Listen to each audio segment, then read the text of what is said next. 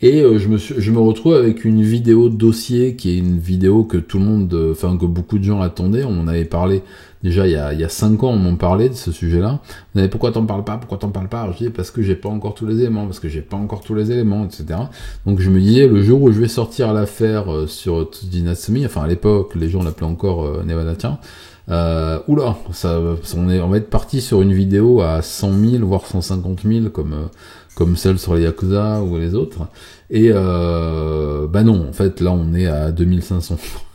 C'est magique en fait YouTube, hein. C'est que le jour où vous rentrez dans l'anneau maudit de YouTube, c'est terminé, hein.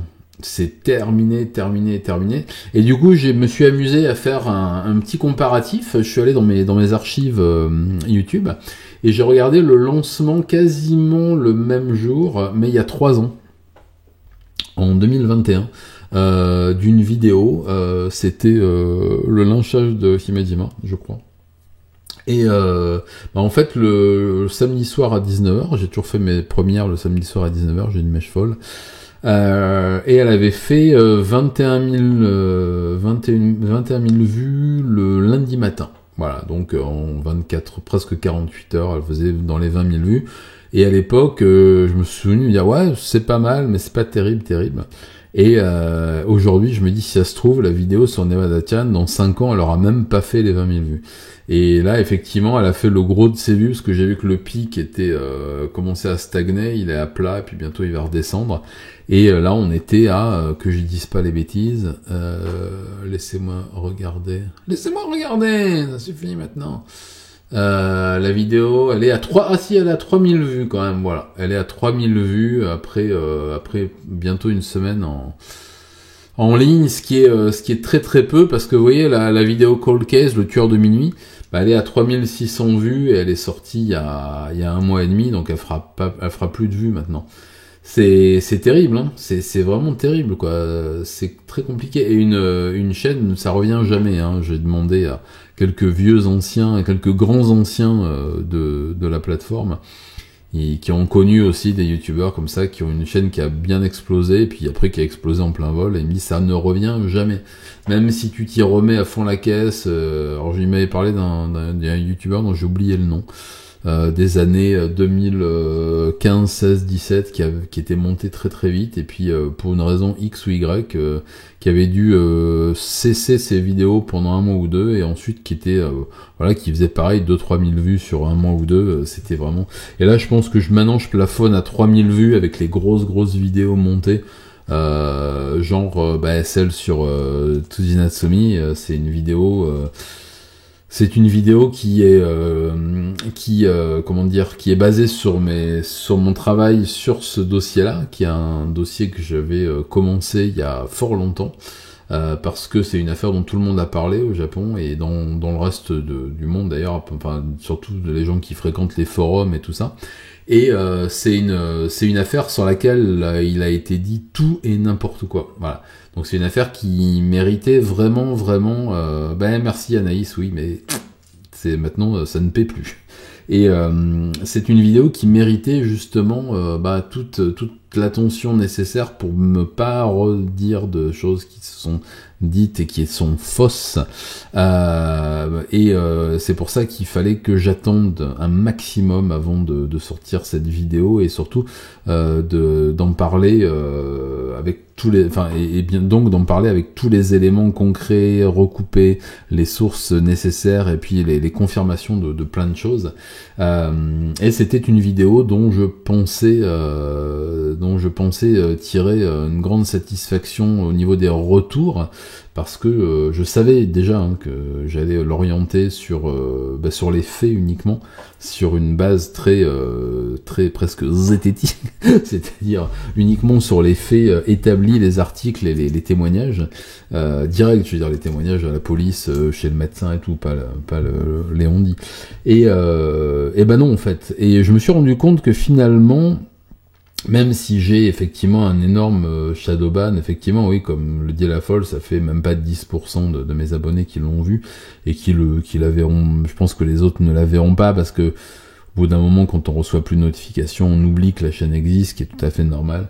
Et je pensais que cette vidéo ferait peut-être l'effet un peu d'un petit buzz, c'est-à-dire ah vous avez vu Satoshi il a sorti une vidéo sur Nevada-chan et en fait c'est pas du tout ce que les autres en ont dit, vous voyez, il montre des trucs comme quoi tout le monde s'est trompé, enfin beaucoup de gens se sont trompés, il fait du debunk machin, non, ça n'arrivera pas parce que là pour l'instant les 3000 personnes qui l'ont vu m'ont juste fait des compliments et je les en remercie du fond du cœur parce que ça me fait vraiment très plaisir, surtout cette vidéo là, et je vais continuer à vous parler de la genèse de cette vidéo, mais elle a quelques centaines d'heures dans le compteur.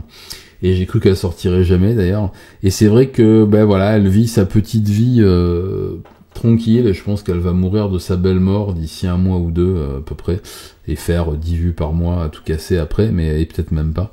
Mais c'est dommage parce que pas forcément pour les sous, je m'en fiche, mais non, personne ne se fiche des sous, mais juste parce que mais merci beaucoup les amis. Écoutez, j'ai vraiment apprécié l'affaire, donc c'est peut-être aussi communicatif.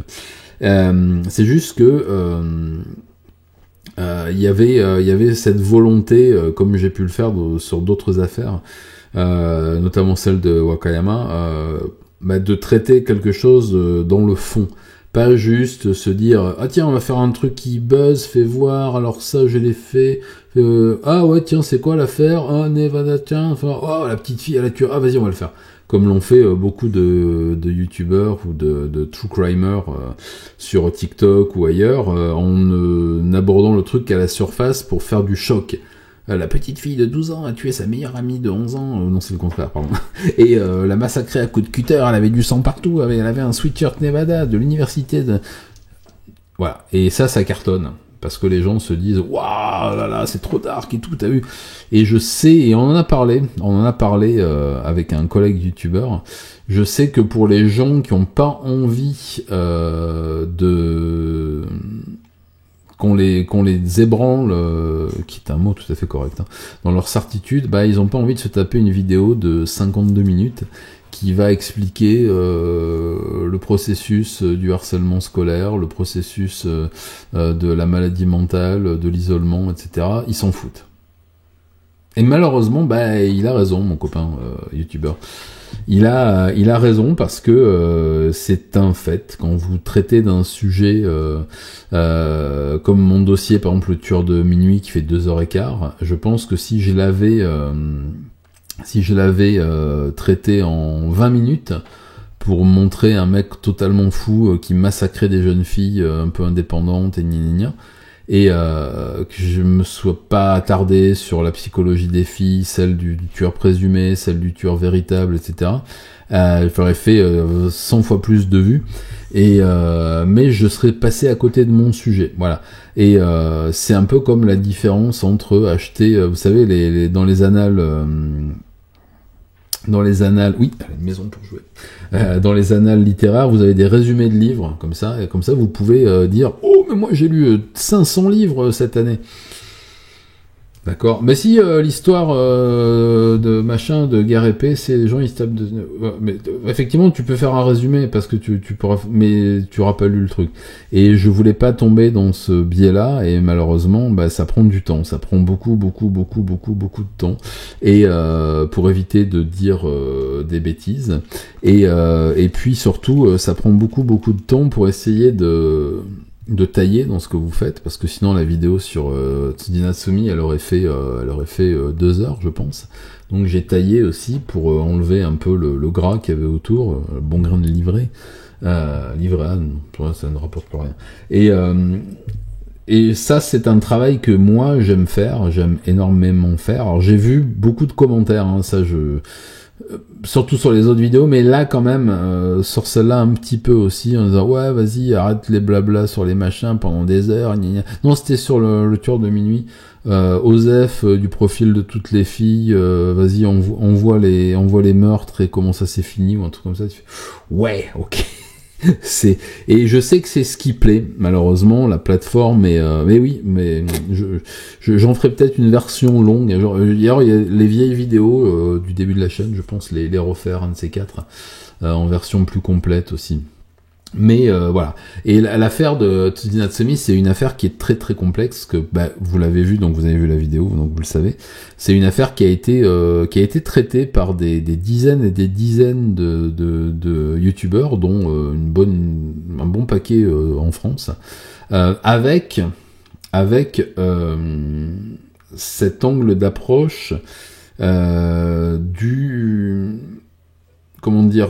même Nevada-chan, c'est-à-dire du truc qu'il y a eu sur 2chan, du truc qu'il y a eu sur les réseaux, de cette espèce de vague qu'il y a eu autour d'elle quelques années après son meurtre, et qui était nourrie du forum, donc qui était nourrie de fanarts, où on la voyait avec son Sweet Nevada-chan, parce que, comme vous l'avez compris, on avait une photo de classe de l'école de Okubo où on voyait une petite fille avec les cheveux coupés au carré avec un sweatshirt de Nevada, de l'université de Nevada, mais qui n'était pas Tsuji Natsumi était à côté, et donc son surnom est venu de là, bien sûr, et ça on a très vite su au Japon, il suffisait de lire les articles de Kusanagi Atsuko, ce que j'ai fait, et j'ai même lu ces 2 livres sur le sujet, dont un où elle avait interviewé le papa, pour savoir que effectivement c'était basé sur une légende, que ça n'était jamais arrivé. Mais ça, je me disais que visiblement personne n'avait fait l'effort d'aller chercher ça, parce que ce soit les vidéos je vais pas donner de nom, mais des 5 je crois youtubeurs français qui l'ont fait. Ils parlaient tous du jour où elle a tué sa copine avec son sweatshirt Nevada couvert de sang. Je dis mais non, mais non. Et en fait, j'ai compris d'où ça venait, c'est-à-dire qu'ils sont tous allés chercher leurs sources sur le YouTube et l'internet, les internets Americans, et ils ont trouvé cette légende qui a été retraduite du français, de l'anglais à l'espagnol, de l'espagnol au slovaque, du slovaque au serbo-croate, du serbo-croate au machin, pour arriver au français, et où à un moment, on arrive à une incompréhension totale de ce qui s'est dit, et donc on fait des recherches vite fait, alors ça c'est beau, ça, /slashing school, et on tombe sur tous les fanarts. Effectivement, il y en a beaucoup. Et les cosplays. Voilà. Et les cosplays, j'ai vu qu'il y avait une youtubeuse en particulier qui avait fait une vidéo sur Nevada-chan, et elle a mis des photos pour illustrer, pour mettre la tête de Tsuji Natsumi, où c'est une cosplayeuse, en fait. Voilà. Et c'est facile à trouver, hein. Donc je me suis rendu compte qu'il n'y avait eu aucun effort de recherche, que ce qui motivait la plupart des collègues, on va dire, c'était juste de sortir une vidéo rentre-dedans qui avait... Alors vous vous rendez compte, vous savez, avec les vignettes un peu comme ça, avec une photo... Et je me suis dit, je peux pas me permettre de faire une vidéo sur Tsuji Natsumi sans avoir tous les éléments, comme je l'avais fait pour le tueur de minuit, sauf que le tueur de minuit, j'ai envie de dire, tout le monde s'en fout, parce que à part moi, c'est une affaire qui a intéressé personne. Enfin, je veux dire, à part les viewers, mais en tant que créateur, à part moi, les autres s'en foutaient complètement. Et rebonjour, bon retour, Sekhmet. Et c'est une affaire que je voulais pas sortir avant d'avoir épluché le dossier et tout. Mais je crois que ça n'intéresse plus personne. Enfin, si. Ça intéresse, je vais utiliser un mot que j'aime pas, mais là, bon, je trouve qu'il convient pas mal. Ça intéresse l'élite des gens qui s'intéressent, on va dire. Voilà, c'est du cinéma pour les cinéastes, de la musique pour les musiciens, les professionnels de la profession et tous ceux qui apprécient des choses parce qu'ils ont envie de savoir ce qui s'est réellement passé et pas juste avoir des sensations, si vous voulez. Et pourtant, on peut avoir des sensations en regardant quelque chose qui va vous apprendre des choses. Voilà. Et c'est ce que maintenant j'essaie de faire, parce que comme c'est plus mon métier YouTube, je peux me permettre de passer plus de temps sur des vidéos. Et donc je continue à traiter les sujets de la même façon que je le faisais auparavant, c'est-à-dire avec un max de documentation, si possible des sources directes, que ça soit judiciaire ou policière ou n'importe, mais aussi maintenant avec une approche visuelle qui est plus forte qu'avant, parce que comme ça fait une expérience plus enrichissante et plus immersive, voilà. Et ça m'avait pris énormément de temps pour arriver à retrouver tous les documents nécessaires pour être sûr et certain que c'était bien cette petite fille-là, pour être sûr et certain aussi de ce qui s'était passé avec son père, parce que là encore, la légende veut que le père est abusé, Natsume. Voilà. La légende dit que son père était un père incestueux, et encore une fois, une youtubeuse qui a parlé de cette affaire l'a relayé, sans en douter, parce qu'elle a dû lire un truc sur un vlog en anglais. Non, pas du tout. Quand vous lisez les journaux intimes de Natsume qui ont été retranscrits, qui étaient sur son blog, que vous lisez l'interview du père par Madame Kusanagi, que vous regardez un peu ce qui se disait à l'époque, on se rend compte que bien au contraire, Natsume et son papa étaient effectivement très proches, mais parce que son père avait fait un AVC, parce que son père était malade, parce que c'est Natsume qui lui a réappris à faire absolument tous les gestes du quotidien, qui avait entre eux une complicité phénoménale, qui a toujours entre eux une complicité phénoménale. Mon petit chai latte qui arrive, enfin ma petite femme qui m'amène mon petit chai latte. Merci ma chérie. Et donc c'était pas si compliqué, mais c'était long d'aller chercher les sources et de les recouper. Ça prend du temps. C'est sûr que si vous sortez une vidéo par semaine et que vous voulez faire 500 000 vues en 48 heures, vous pouvez pas merci pour elle, je le ferai passer. Vous pouvez pas vous permettre de creuser le sujet, d'aller chercher plus de sources, ou alors il vous faut une équipe énorme, et encore, mais merci beaucoup. Mais encore, je suis même pas sûr que les gens qui ont les moyens de se payer une équipe le fassent vraiment. Un le fait, et d'ailleurs je le reçois sans tarder sur la chaîne, mais les autres non. Et donc ça fait partie de ce que l'on ne peut pas faire justement quand on a une chaîne qui cartonne, qui tourne à fond la caisse. On peut pas se permettre de passer trop de temps sur une vidéo comme ça, sur autant de sources. Et dans le livre et dans les livres et dans les articles de Madame Kusanagi, qui est allée vraiment interviewer toute la famille, on apprend énormément de choses.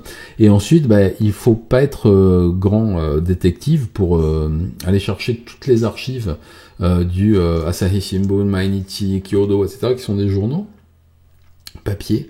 Alors quand j'habitais encore au Japon, je pouvais aller directement à Yokohama, au centre des archives audiovisuelles et papier, où j'allais directement faire imprimer mes microfilms. Et là, j'avais accès à tous les journaux depuis 150 ans. Mais aujourd'hui, je peux plus le faire. Bonsoir Miss Keo et bienvenue. Mais j'ai quand même accès aux archives par internet. Bon, il y en a un peu moins, surtout avant 1950, mais là en l'occurrence ça tombait pile poil. C'est pas difficile, n'importe qui peut le faire, surtout des gros youtubeurs qui ont les moyens, ils peuvent se payer un abonnement à je crois que c'est 600 yens par mois, ça fait 4 €. Et vous avez accès à tous les journaux, et il m'a suffi de relire, en fait, vous savez, faites un CTRL F, vous tapez vous tapez les mots-clés, et puis vous avez accès à tous les articles, et vous trouvez plein d'interviews du père. Vous trouvez des interviews des proches et tout, et là vous vous rendez compte que vous avez une mine d'informations énorme, dont beaucoup contredisent ce qui se dit en général sur cette affaire. C'est pas très compliqué de chercher, ça prend juste du temps. Ensuite, sur la prétendue sociopathie et le crime froid, etc., effectivement, il y a eu un crime froid, un meurtre de sang-froid, prémédité, avec des raisons, alors des raisons on va en parler après, enfin, avec effectivement quelque chose d'assez terrible, mais contrairement à ce qui se dit en général sur l'affaire, elle n'est pas revenue toute fière en mode ça vous plaît, c'est moi qui l'ai fait, avec son couteau ensanglanté et son super sweet Nevada. Pas du tout. Elle a dit effectivement que sa copine était dans l'autre pièce, etc. Mais enfin on voit bien qu'elle se fait du souci, qu'elle demande quand elle va partir en prison, etc. Elle n'est pas du tout dans cette logique très icône gothique du meurtre de sang-froid. Regardez, je suis une Mercredi Adams trop mignonne. Pas du tout. Pas du tout, il y a du remords, il y a des regrets tout de suite, il y a une espèce d'envie de revoir son ami pour s'excuser. C'est d'ailleurs ce qu'elle dit à chaque fois, vous l'aurez remarqué aux psychiatres et aux hommes de loi qui la rencontrent, aux policiers, c'est que ce qu'elle voudrait maintenant, c'est que tout ça ne soit pas arrivé et qu'elle puisse aller voir sa copine pour lui demander pardon, etc. Donc on n'est pas du tout sur cette petite fille psychopathe dont tout le monde a parlé. Voilà déjà et puis la durée de son incarcération qui n'a pas été une incarcération, qui a été un placement dans un institut pour mineurs dans un endroit absolument terrible parce que c'est une ville fantôme, hein. Je vous ai passé des images. C'est un endroit où vous n'avez que des hôtels désaffectés, c'est une ville balnéaire qui n'est plus à la mode, et donc vous avez cet hôpital psychiatrique pour jeunes mineurs, enfin pour mineurs délinquants et meurtriers qui est caché derrière ces ruines. C'est vraiment c'est flippant, hein. Et c'est fort dommage d'ailleurs que je ne sois plus là-bas parce que je serais allé vous faire des images du tonnerre de Zeus, je pense. Donc non, elle n'a pas été incarcérée dans un centre de détention pour mineurs, elle était en hôpital psychiatrique, non. Elle n'a pas essayé de remettre ça avec ses camarades dans son centre, pas du tout. Au contraire, elle a beaucoup travaillé, elle a même été récompensée pour son travail, elle a fait amende honorable, etc. Et elle a été soignée. Est-ce qu'elle est guérie? Je ne sais pas. En tout cas, elle a été soignée et il en ressort, quand on s'attarde un peu sur les articles qui ont suivi l'année d'après, l'année encore d'après, que effectivement, la fille A, comme on l'appelait encore, on ne connaissait pas encore son nom, a été confiée à une équipe de psychiatres et qui avait besoin d'un cadre et qui avait besoin d'un traitement aussi. Voilà, elle avait été diagnostiquée donc Asperger et elle a suivi le parcours qu'on doit suivre dans ces cas-là. Et quand elle est sortie, contrairement à là encore, il y a eu une rumeur sur Toutian et dans un, je sais plus quel magazine, il y a une dizaine d'années à peu près, ou même pas. J'ai mis quelques photos d'une jeune fille qui effectivement lui ressemble vaguement de très très loin, et qui sont en fait deux jeunes filles, et qui se présentaient plus ou moins comme étant Tudina Semi. Et vous avez là encore plusieurs youtubeurs qui sont tombés dans le panneau. D'ailleurs aujourd'hui, elle habite à tel endroit, regardez, c'est des photos d'elle avec ses copines, tout ça, mais vous avez vérifié ces informations, et moi-même j'y croyais. On dirait une mauvaise pub des nuls. Moi-même j'y croyais, je dis oui, pourquoi pas, mais c'était très contradictoire avec ce que disait son père lors de sa dernière interview avec son ancien collègue du journal, où le père de la victime, où il disait que Monsieur Tsuzi allait partir avec sa fille et son fils pour se mettre loin de tout ce bins et s'isoler peut-être à l'étranger. Et le dernier article qu'on trouve, c'est quelques semaines après la sortie de Natsumi-chan. Et on voit qu'effectivement le journaliste en question parle d'un départ à l'étranger, d'un changement de nom, ce qui se fait pour les mineurs délinquants meurtriers, du moins si jamais ça mérite de le faire. Et effectivement, on découvre que Natsumi et son père sont partis, ont disparu, et sont partis se mettre au vert quelque part ailleurs, à l'étranger, ou peut-être sont-ils allés à l'étranger, et peut-être sont-ils revenus au Japon, mais sans doute dans une île quelque part, à Jima, peut-être j'y pensais, ou ailleurs, ou à Okinawa, ou quelque... Enfin, peu importe, moi, j'ai pas envie de savoir où ils sont. Toujours est-il que personne ne s'est donné la peine d'aller vérifier, oui, Rocorbo vérifie quoi, tout à fait, le fait que cette fille, qui en fait sont deux filles différentes, et si vous regardez bien les photos, même si elles sont en très mauvaise définition, vous voyez que c'est pas la même fille sur les deux. Mais bon, ça c'est pareil, hein. Il y a une petite pointe de racisme quand même là-dedans, je trouve. C'est-à-dire, se ressemble quand même. Enfin bon, j'ai rien dit. Et ça aussi, c'était pas très compliqué de vérifier que, non, ça avait été débunké, et puis la famille avait, par le truchement d'un avocat, avait même demandé les dommages et intérêts d'une de ses filles, parce que on l'a commencé à la prendre pour Natsumi, et c'est un peu handicapant d'être pris pour une meurtrière condamnée. Voilà, c'était un petit peu c'était un petit peu la grosse révélation que j'ai eue, parce que le reste, j'avais déjà trouvé des choses bien avant. Enfin là, ça m'a donné l'envie de me remettre sur le dossier, puis de vous le terminer surtout. Quant à la motivation elle-même de Natsumi, vous l'aurez vu, hein, ça a été du harcèlement scolaire, parce que la victime, c'est la victime, donc on va la respecter en tant que victime. Par contre, effectivement, elle peut pas être dédouanée complètement de ce qui s'est passé, parce que ça a été 1 an et demi de harcèlement systématique. Et vous l'avez vu, hein, ça a été très très compliqué. J'avais pris des notes, ouais, non, bon, c'est pas grave. Effectivement, Satomi a été l'instigatrice de ce harcèlement contre Natsumi. Satomi s'est montrée assez violente verbalement, et pour le reste aussi envers Natsumi. Et cette fameuse plateforme scolaire n'était pas exempte de tout harcèlement, et vous le savez, c'est quelque chose dont on parle régulièrement dans les médias maintenant, un peu partout, en France aussi. Et il y a possibilité de devenir fou avec le harcèlement scolaire, le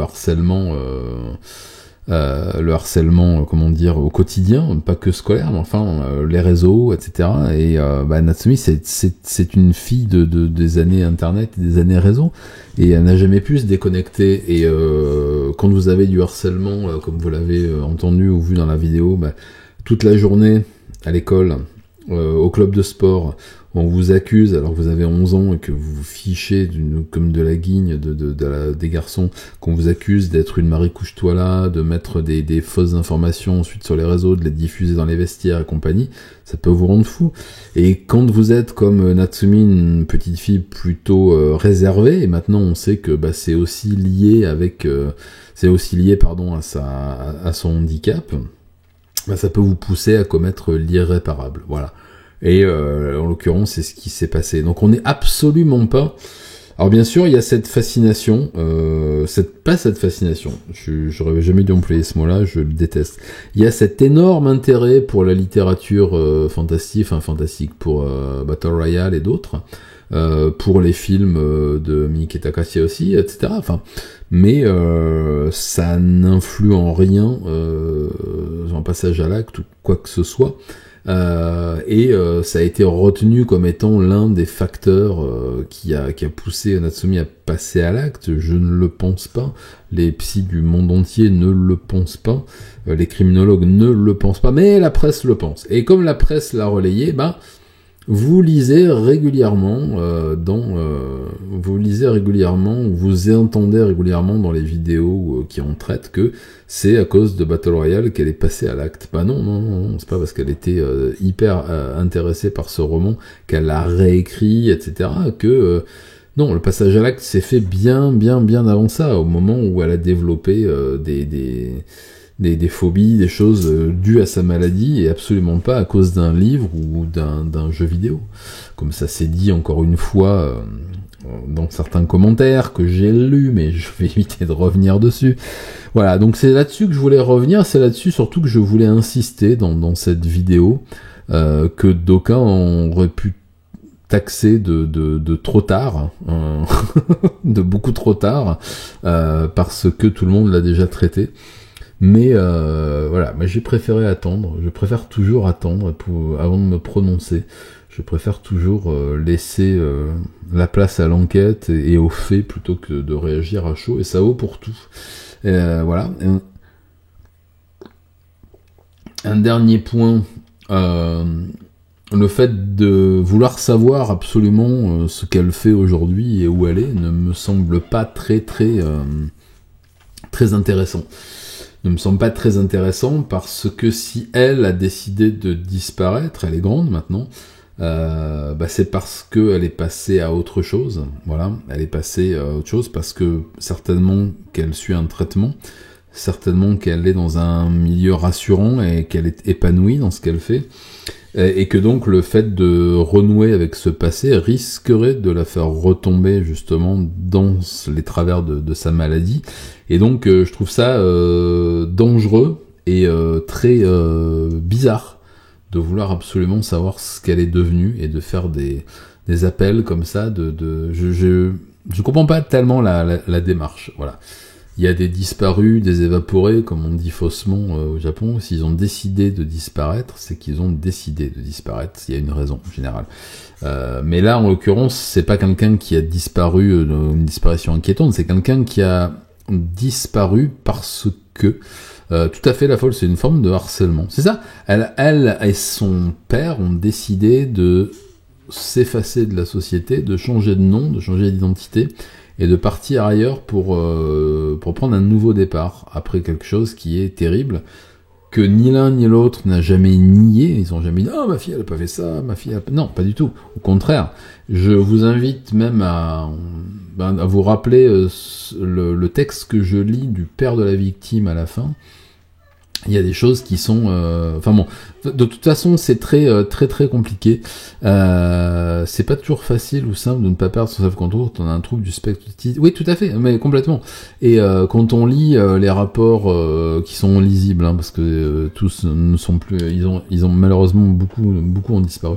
Quand on lit certains comptes rendus des experts psychiatriques, on se rend compte que effectivement on est en plein dans les symptômes d'une maladie. On n'est pas du tout dans le même cadre que d'autres dont j'ai pu parler.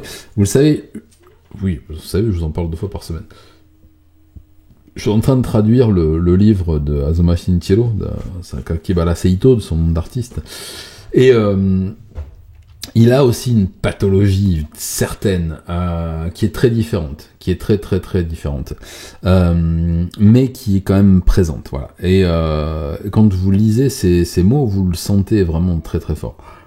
Lui n'a pas décidé de disparaître. Enfin, c'est un petit coquin, Sakakibara Seito, parce qu'il a disparu un petit peu quand il est sorti de son centre pour mineurs.